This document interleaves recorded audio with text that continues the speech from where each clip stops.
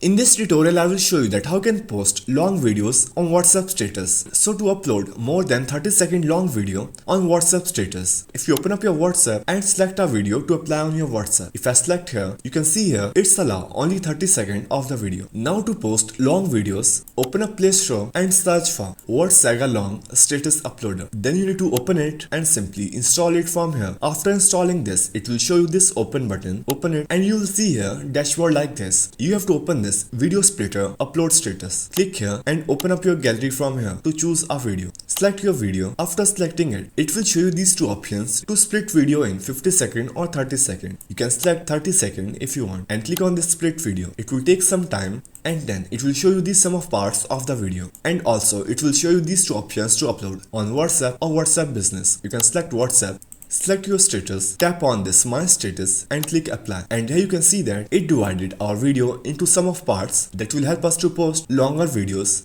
Now to apply it, simply click on this and it will be applied. Here it is. So that's the only way to post long videos in WhatsApp status. This method helps you to upload more than 30-second long video on WhatsApp status in just few easy steps.